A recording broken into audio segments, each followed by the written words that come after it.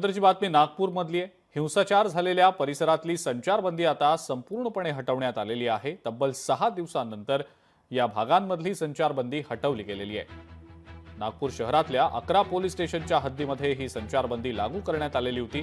संचारबंदी हटवल्याने आता नागपूरकरांना मोठा दिलासा मिळालाय। संचारबंदी आज तारीख 23 मार्च 2025 3 बजे से दोपहर के 3 बजे से हमने हटा दी गई है। सभी पुलिस स्टेशन से पूरे नागपुर शहर से संचारबंदी हटा दी गई है।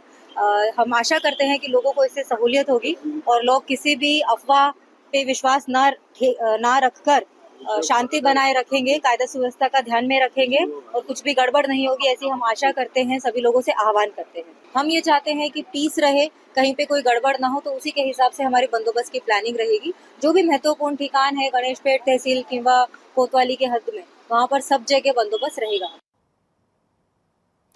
आणि या संदर्भात रवींद्र कुमार सिंघल यांच्यासोबत आमचे प्रतिनिधी ज्ञानेश्वर पवार यांनी संवाद साधला। पाहूया।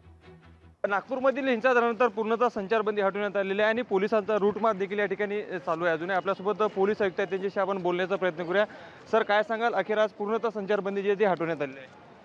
आपण 3 वाजेपासून पूर्ण शहरामध्ये जे 2-3 पोलीस स्टेशन होते, 3 पोलीस स्टेशन आणि एक यशोधरानगर असे 4 पोलीस स्टेशनमधून आपण संचारबंदी हटवलेली आहे। सर, टप्प्याटप्प्याने संचारबंदी हटवण्यात येत आहे। पूर्ण आढावा घेतल्यानंतर हा सगळा निर्णय घेण्यात आला आहे? अगदी बरोबर आहे।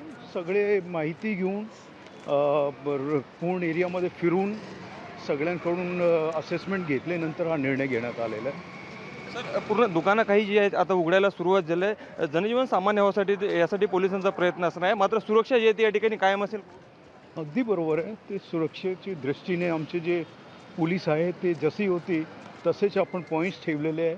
आमचे जे बाकी फोर्सेस आहेत ते पण आहे, आमचे अधिकारी जे आहेत ते पण फील्डमध्ये आहे। सध्या पोलिसांचं असं म्हणणं आहे की संचारबंदी जरी हटली गेली असेल तरी देखील आमचं आव्हान आहे की शांतता राखावी आणि कुठलाही अनुचित प्रकार घडू नये या दृष्टीने जे आहे ते पोलीस जे आहे ते यांचा पोलिसांचा मोठा तगडा बंदोबस्त देखील या परिसरामध्ये अजूनही कायम असणार असल्याचं नागपूरचे पोलीस आयुक्तांनी सांगितलेलं आहे।